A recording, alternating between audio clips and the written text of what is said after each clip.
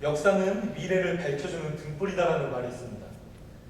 오늘 우리는 말씀을 통해 두려운 상황에 놓인 예수의 제자들, 그리고 그 가운데 임하시는 성령의 역사를 우리 믿음의 증거인 성경 말씀을 통해 배워보도록 하겠습니다. 먼저 우리는 오늘 본문의 말씀을 마태복음 10장 전반부로부터 연관지어 살펴봐야 될 의무가 있다고 생각합니다. 왜냐하면 마태복음 9장까지의 말씀을 통해 예수님께서는 놀라우신 능력으로 병든 자들을 고치시고 기적을 행하시고 그리고 모든 능력의 모습을 보여주십니다.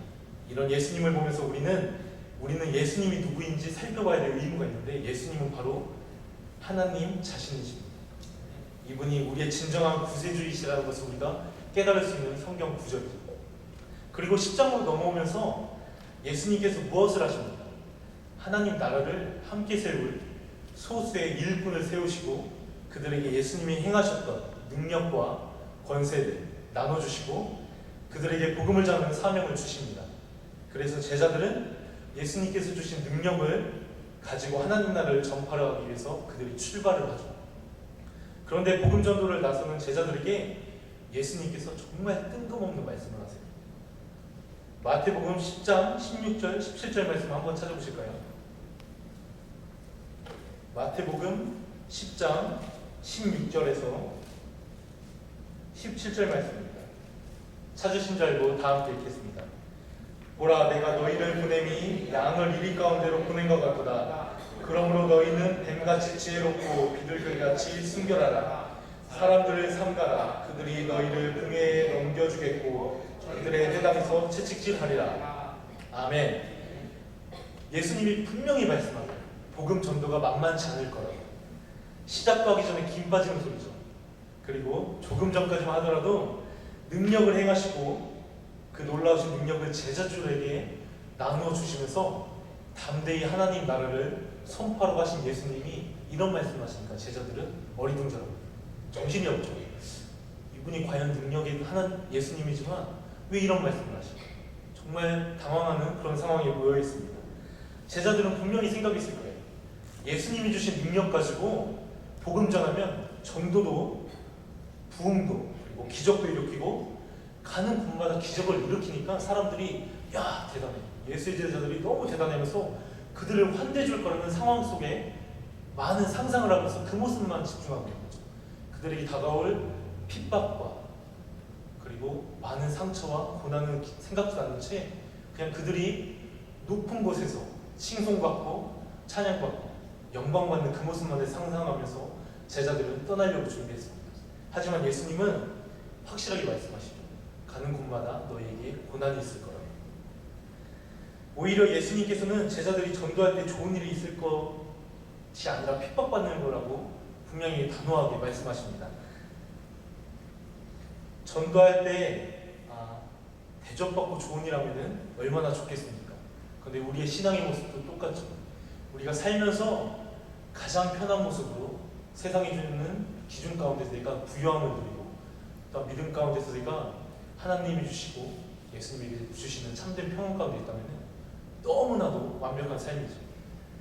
때로는 우리가 어떤 잘못을 해도 하나님이 용서해 주시고 그리고 내가 다시금 기도하며 나아갈 때 새 힘을 주시는 하나님의 능력을 생각하면 우리가 신앙생활할 때 가장 큰 혜택을 받는 자라고 우리가 생각할 수 있습니다. 하지만 예수님은 몇천 년 전에 써있는 성경 가운데 우리에게 말씀하십니다.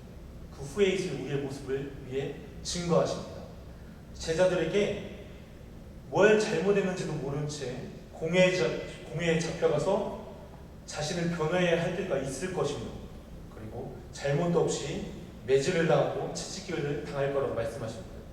심지어 다른 사람들이라면 모를까 가족들에게까지 버림받을지 모른다고 경고를 하고 계시며 그리고 어느 곳에 가든지 너희에게 따라올 어두움을 두려워하지 말라고 하십니다. 끝까지 참아서 이겨내라고. 그래야만 영생, 즉 구원을 받을 수 있다고 분명하게 말씀하십니다. 우리가 생각하기에 예수 믿으면 복을 받고 안 되던 사업도 잘 되고 그렇죠?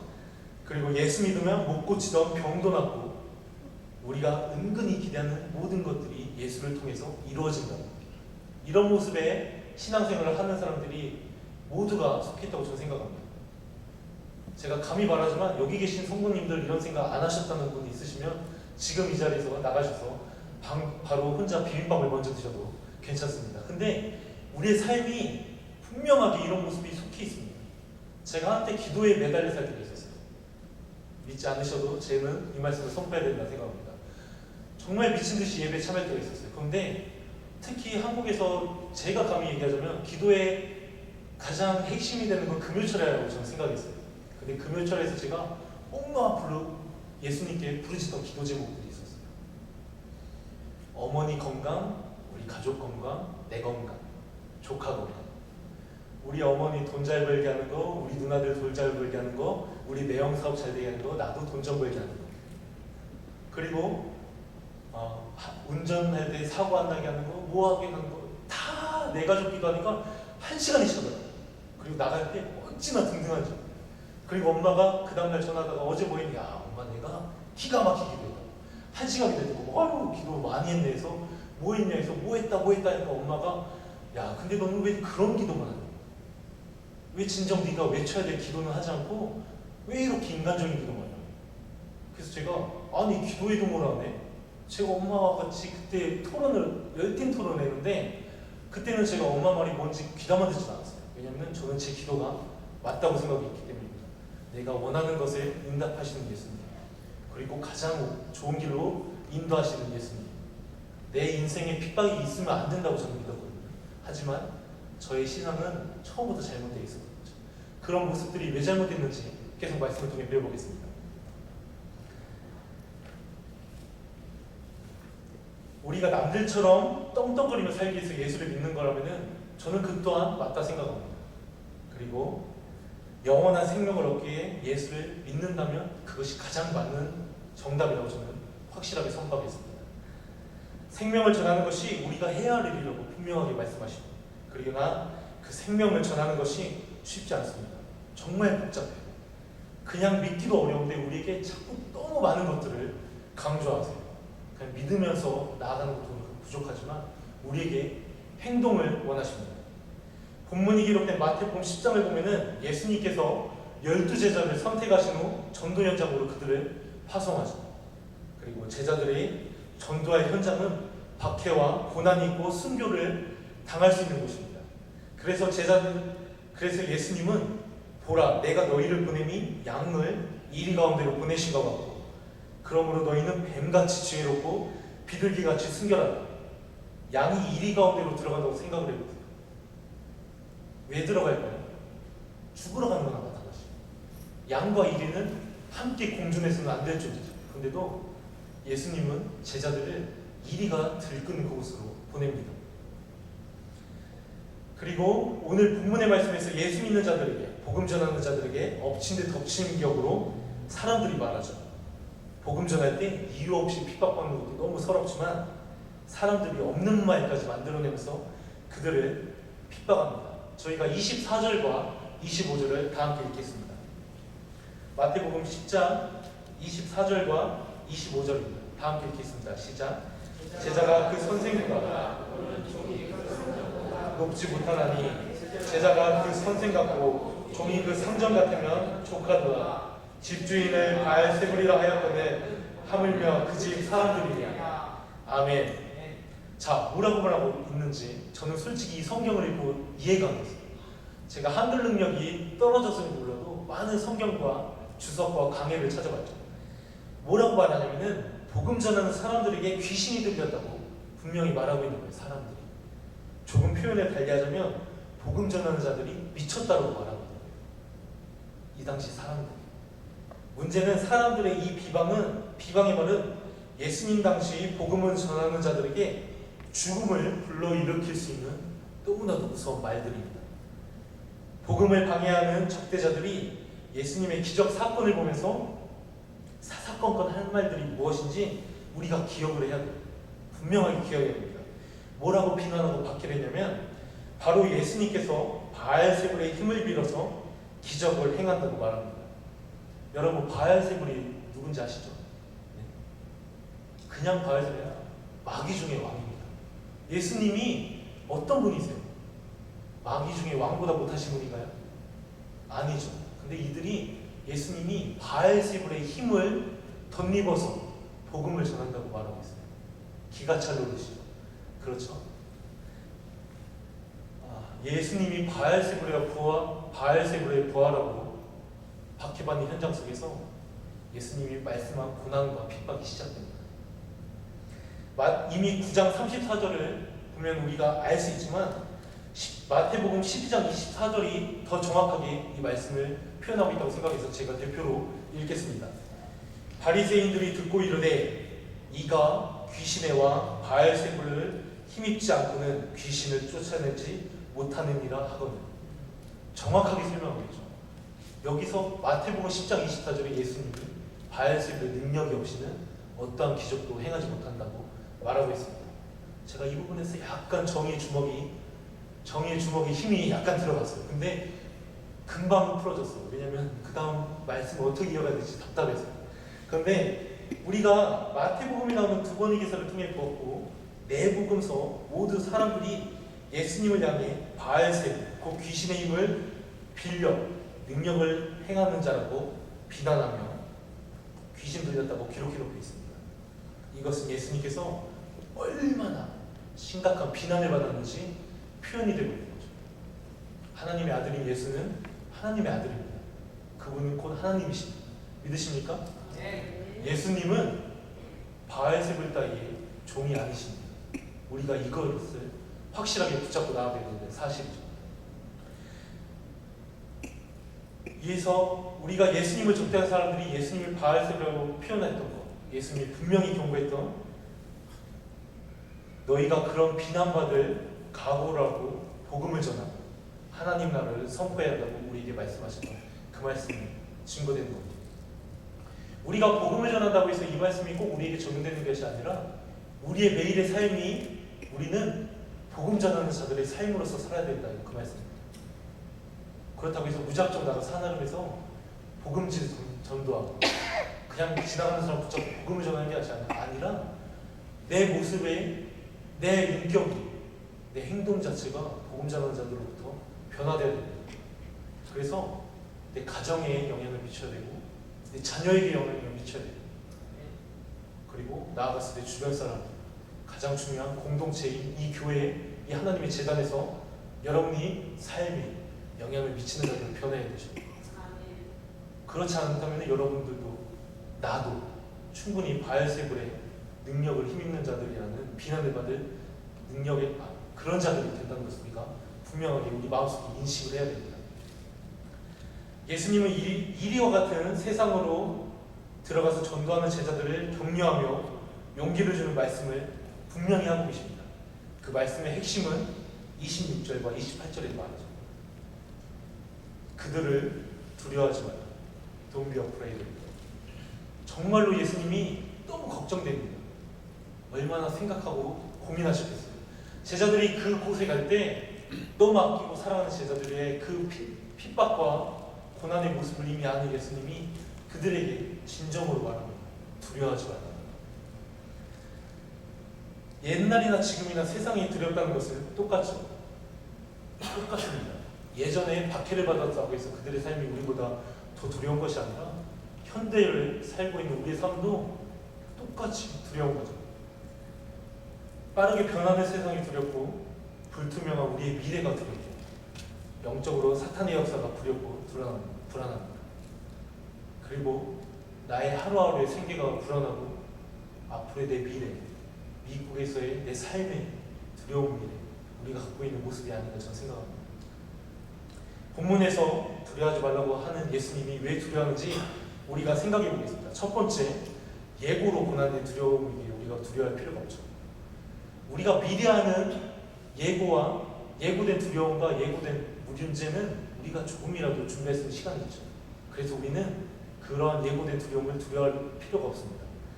일반적으로 두려움은 예고가 없을 때 찾아오죠. 그럴 때 내 마음속에 진정한 두려움이 찾아옵니다. 저처럼 잠도 못 자고 항상 개구리 자세고 다리도 오므리고 자죠. 근데 더 안타까운 건 저는 두려움을 이미 알고 있었거든요. 논문에 써있는 걸 알고 있으면 두려워하고 준비된 두려움인데도 저는 왜 이겨내지 못하는지 매일매일 정말로 왜 이렇게 내가 이 모습에서 이 문제와 싸워야 되는지 저는 모르겠습니다. 근데 예수님이 말한 두려움을 이기는 법을 우리가 알아보면 좋을 것 같아서 제가 계속 이야기를 하겠습니다. 예수님도 당신의 길이 고난의 길을 분명히 알고 계셨죠. 제자들에게도 고난이 있음을 예고도 하셨습니다. 바울도 예루살렘으로 가면서 많은 고난이 임할 것을 예상했죠. 그래서 모두 고난을 받았지만 두려워하지 않고 담대하게 이길 수 있었죠. 그런데 왜 하나님은 우리에게 고난을 주십니까? 확실하게 우리가 이 부분은 선포해야 될 부분이라 생각합니다. 하나님은 여러분이 세상을 이길 능력의 사람 되기를 원하십니까? 믿으십니까? 아멘. 세상을 이길 능력의 사람. 꽃이 두 가지 종류가 있죠. 제가 사는 집은 밖에 피는 야생화되고 저희 엄마가 키우는 유리온실에 있는 꽃들도 있어요. 근데 확연하게 두 가지 꽃들의 차이점이 있습니다. 뭔지 말 안 하셔도 알죠? 야생화는 조금 춥고 날씨가 싸늘해서 얼어버린 것 같아도 시간이 지나면 때가 차면 싹을 피우고 꽃이 피고 그 향기가 일반 온실에 피는 꽃보다 더 진합니다. 아세요? 전 몰랐어요. 근데 저희 엄마가 매일같이 저한테 승지야 나와보라는 거예요. 저 정말 귀찮아서 왜? 그러면 꽃향기 좀 맡으라고. 그래서 맡아서 이것만큼 맡으면은 잘 몰랐어요. 근데 그게 어느 순간 맡다 보니까 야생화의 향기가 더 진합니다. 여러분은 야생화 같은 존재가 되어야 됩니다. 온실의 꽃은 추운 겨울날이었어요.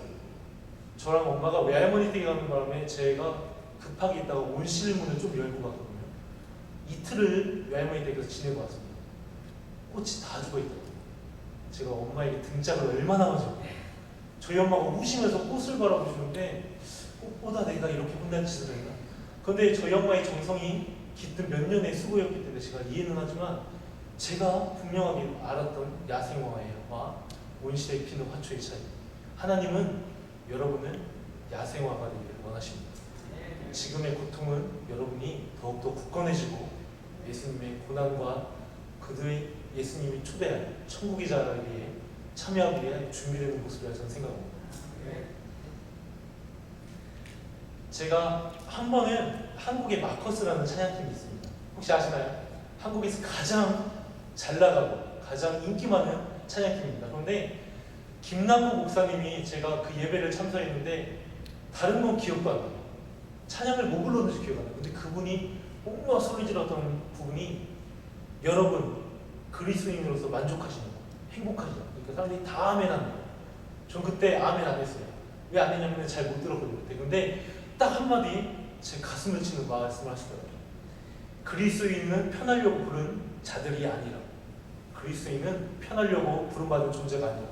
저는 이 말씀이 7년이 지난 지금도 잊혀지지 않아요. 사랑하는 성도님들, 제가 이 시간 확실히 선포하며 나가길 소망합니다. 기독교는 이 세상에서 복을 받으려고 이 땅에 존재하는 게 목적이 아닙니다. 그렇다고 해서 완전히 목적이 아니라고 말할 수 없지만 진정한 목적이 뭐죠? 하나님 나라에서 영생하는 것이 목적이죠. 믿으십니까? 그래서 박해 속에서 지켜지는 복음은 순전합니다. 가장 온전하고 하나님이 가장 원하시고 예수님이 우리를 통해 이루고자 하는 확실한 목표시죠. 세상에서 당하는 고난과 가난을 해결하려고 우리가 예수를 믿는 게 아니에요. 정말 1차원적인 생각을 우리가 벗어나기 바랍니다. 그냥 먹고 사는 걸 벗어나려고 그냥 내가 하루하루 지고 있는 고난을 내가 벗어놓기 위해서 예수를 믿는 게 아니라 우리는 천국에 들어가는 자격을 얻기 위해서 우리는 예수를 믿는 것입니다. 참된 복음이 들어간 곳에는 고난이 있습니다. 여러분의 삶에 고난이 있다면 지금 복음이 그리고 예수님의 보혈이 여러분의 삶 가운데 여러분에게 지금 흘러 들어가고 있다는 것을 명심하시기 바랍니다. 올바른 신앙생활을 하려고 하면 고난이 따르고 시험이 따르죠. 예수님은 이것을 알고 있으라고 우리에게 미리 예고하셨습니다. 그러므로 믿는 자들은 사람들에게 악한 비난을 받을 각오가 되어야 됩니다. 여러분을 상처받게 하고 여러분을 짓누르고 여러분을 가장 어둠 가운데 몰고 있는 세력이 있다면 여러분 주저하지 마시고 나아가시는데 성령님과 함께 나아가시기 바랍니다. 그들을 아무리 여러분을 밀고 여러분을 가장 해안잡이로 볼지라도 여러분에게 곁에는 성령님이 계십니다. 그분이 지금 여러분을 참된 영생의 자리 천국 문을 향해 함께 걸어가고 계십니다. 그리고 주께서 또 말씀하시죠. 그런즉 저희를 두려워하지 말라. 감춘 것이 드러나지 않을 것이 없고 숨은 것이 알려지지 않을 것이 없느니라. 내가 너희에게 어두운 데서 이르는 것을 광명한 데서 말하며 너희가 귀 속으로 듣는 것을 집 위에서 전파하라. 아멘. 26절과 27절에 지금 예수님이 분명하게 선포하십니다. 신앙생활이 예수님을 따르는 길에 편안하고 형통함만을 꿈꾸었던 상황에 있다면 상황에 따라서 우리가 두려움에 빠질 수 있습니다. 고난이 따른다는 예수님의 예고를 잘 기억하시길 바랍니다. 예수를 믿고 교회를 위해서 열심히 섬기다 보면 교회에서도 우리가 시험받을 수 있죠. 그렇죠? 교회에서 내가 낙심할 수도 있습니다. 예수를 믿고 교회를 위해서 섬기면서 내가 가장 상처받아서 이 교회를 떠나려고 마음먹을 때도 있어요. 이때 예수님의 예고를 우리가 잘 기억합시다. 예수님의 예고를 기억하고 우리가 신앙생활을 하면 그 어떤 것도 우리에게 해가 되지 않고 나의 예수님을 향해 복음의 길에 방해가 되지 않습니다. 자, 둘째, 진정 두려워할 것을 우리가 두려워하길 바랍니다. 28절을 다 함께 읽겠습니다. 28절 말씀 찾으신 줄 알고 다 함께 읽겠습니다. 시작. 몸은 죽여도 영혼은 능히 죽이지 못하는 자들을 두려워하지 말고 오직 몸과 영혼을 능히 지옥에 멸하실 수 있는 이를 두려워하라. 아멘. 몸과 영혼을 다 죽일 수 있는 분은 누구십니까? 하나님 한 분이십니다. 근데 우리는 어떤 사람을 두려워하죠? 그냥 내 몸만 죽이는 사람, 내 몸만 죽이는 환경, 가장 두려워합니다. 그것들에게 인정받으려고 내 몸만 죽이는 것들을 위해서 살고 있는 게 우리죠. 그것만을 붙잡고 내가 그들에게 복종하고 그들에게 굴복하는 내가 바로 바알세불의 능력을 힘입고 사는 게 바로 나의 모습입니다. 근데 성경이 확실하게 말합니다. 몸과 영혼 다 죽일 수 있는 것은 오직 하나님 분이시죠. 우리가 그분을 경외하고 그분을 두려워해야 됩니다. 이게 진정한 복음입니다. 사람을 하나님을 두려워하는 말은 우리 몸과 영혼을 다 죽일 수 있기 때문이죠. 우리가 정교회 수련회 때 정교님을 통해서 우리가 영화를 통해 배웠듯이 로마의 2대 박해장인 네로와 도미티안 황제를 우리가 봤죠. 그들은 수많은 기독교인을 죽였어요. 근데 중요한 건 그들은 기독교인의 몸만 죽였죠. 기독교인의 영혼을 죽이지 못했습니다. 네로 왕제는 생각했을 거예요.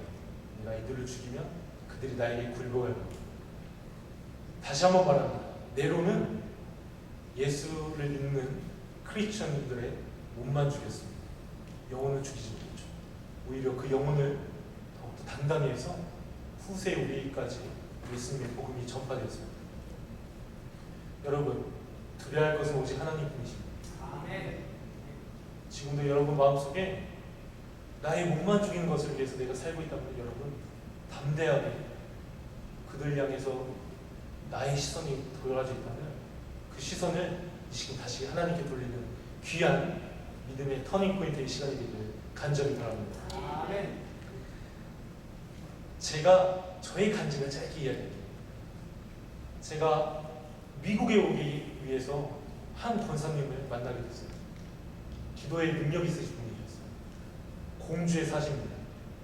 박금래 권사님을 제 실명까지 걸어놨는데 제가 정말 갈 길을 못 찾게 할 때가 있었어요. 계속 매형 밑에서 일하면서 부와 명예 인정받고 막 거기서 즐기는 삶이 너무 완벽했어요. 내 몸만 죽이는 것들에게 내가 굴복하고 그들에게 인정받는데 세상이 주는 달콤함이 그렇게 미치겠다. 정말 미치겠다 싶어가지고 내가 야 이렇게 살면은 너무 행복하겠다. 정말 재밌었어요. 근데 어느 날 제가 몸만 죽이는 것들에 굴복하고 사니까 저를 너무 아끼는 한 권사님이 저에게 전화를 합니다. 일요일 저녁이었어요. 승재야 뭐하니? 아 저 잠깐 나왔는데요. 예배 갔다 왔니? 평소와 다르게 목소리가 너무 세게 나왔어요.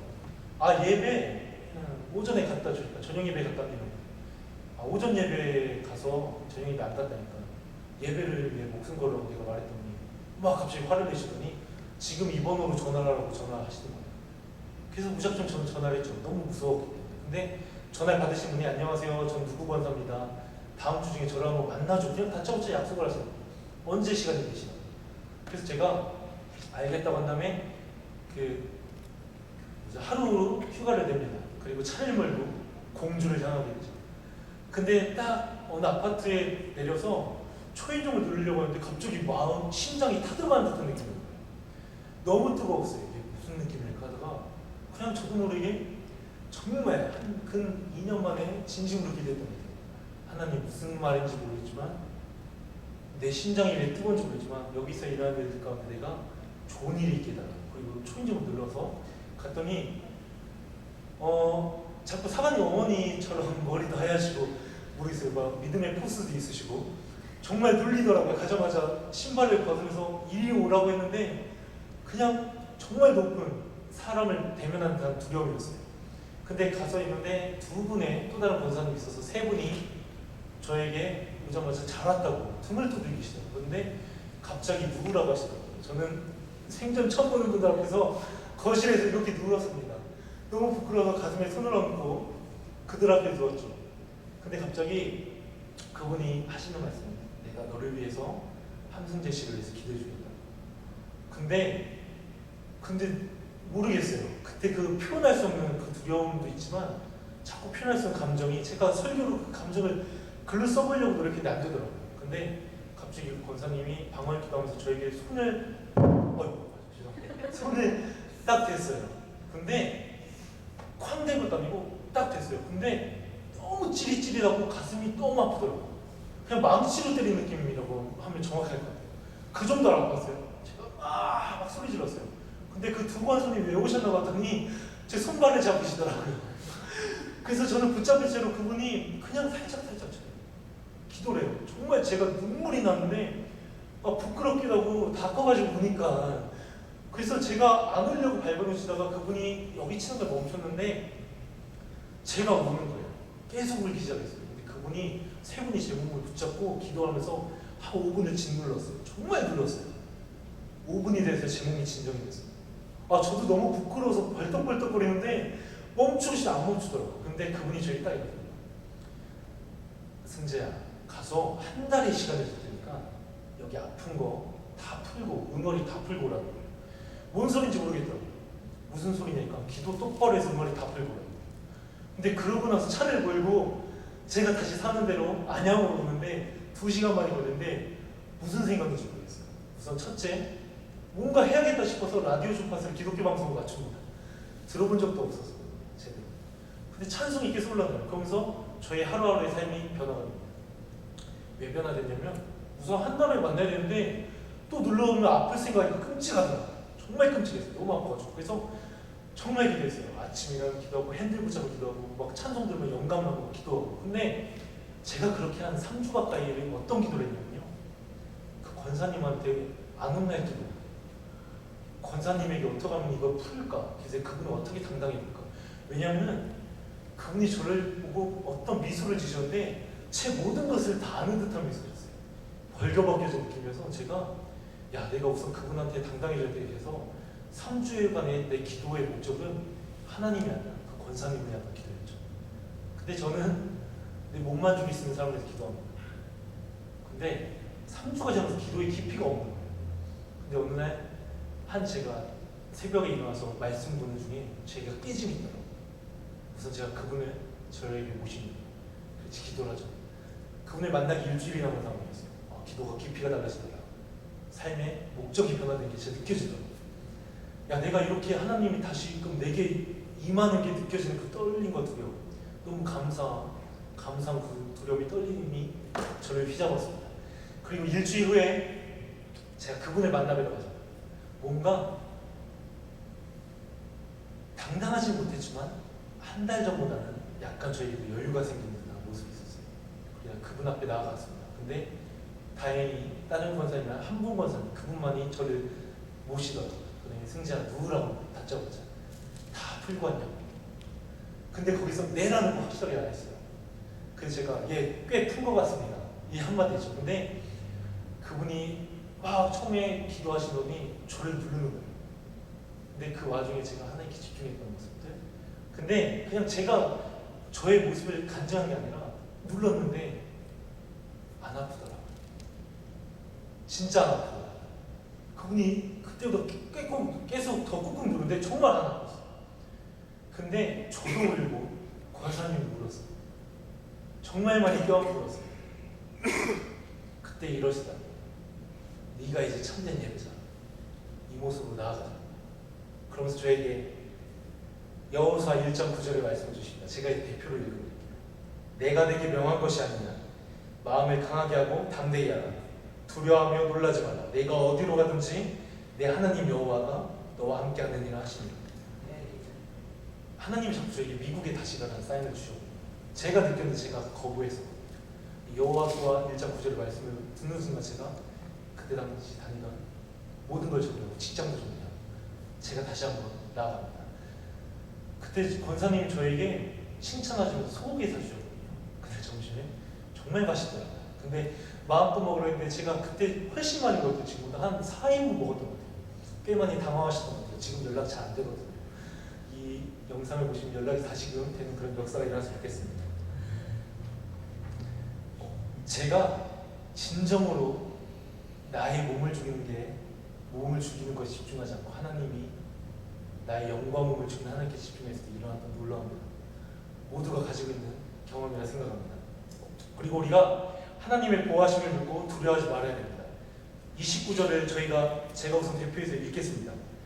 참새 2마리가 한 아싸리온 위에 팔리지 않느냐. 그러나 너희 아버지께서 허락하지 아니하시면 그 하나도 땅에 떨어지지 아니하리라. 정말 새도 많죠. 근데 왜 참새를 비유하셨을까요? 참새는 새 중에 정말 보잘것없는 새죠. 그리고 누가복음 12장 6절에 보면은 참새 5마리가 한 아싸리온에 팔리지 않느냐고 말합니다. 값이 싸다는 표현이에요. 참새 한 아싸리온. 그리고 싸구려고 값어치가 없습니다. 아싸리온은 낮은 당의 동전 한 잎의 잎을 의미합니다. 정말 보잘것없는 동전 한 잎으로도 살 수 있는 새가 참새입니다. 근데 그 새도 주관하시는 하나님이 우리의 주관 못하시겠습니까? 분명히 말하죠. 여러분의 머리카락 쓰고 알고 계십니다. 우리가 하루에 30개 이상의 머리가 빠진다고 하죠. 근데도 하나님은 빠지는 게 중요한 게 아니라 여러분의 머리카락이겠어. 여러분이 무슨 생각을 하시는지, 여러분이 어떤 마음을 먹는지 예수님은 다 알고 계십니다. 여러분, 우리가 기억하고 새겨야 됩니다. 제 마음속에 새겨야 됩니다. 모든 물과 피를 흘리신, 그리고 십자가에서 내려오신 예수님, 하늘의 천사도 사랑하는 제자들도 뜨거운 눈물을 흘릴 수밖에 없었던 예수님.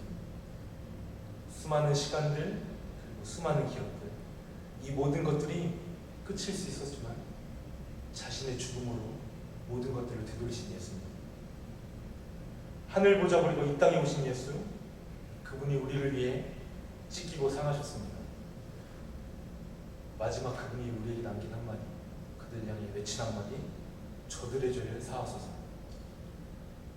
그는 진정 하나님의 아들이셨죠. 사망 권세 이기고 우리에게 영원한 생명을 주시기 위해 부활하신 어린 양, 십자가 그 보혈이 지금 우리를 살리고 계십니다. 성령님을 보혜사라고 합니다. 헬라어로 파라클레토스, 보호하는 의미입니다. 예수님은 승천하시면서 불안과 두려움에 빠진 제자들에게, 그리고 성도들에게 내가 너희에게 보혜사 성령을 보내주신다 약속하셨죠. 여러분, 저는 지금 강단에서 선포합니다. 여러분, 성령이 오셨습니다. 믿으십니까? 네. 우리 예배뿐 아니라 여러분의 마음에도 성령이 오셨습니다. 믿으셔야 돼요. 그리고 우리는 그분이 오셨기 때문에 우리는 이제 자유합니다. 두려움이 전혀 없습니다. 바로 진리의 성령님이 내 안에 계시기 때문입니다. 마지막으로 설교를 마치겠습니다. 너무 사랑하는 구세군 성도 여러분님, 예수는 나의 힘이요 나의 생명입니다. 예수는 나의 참 기쁨, 참 소망, 예수는 나의 꿈입니다. 제가 기도하고 말씀 마치겠습니다.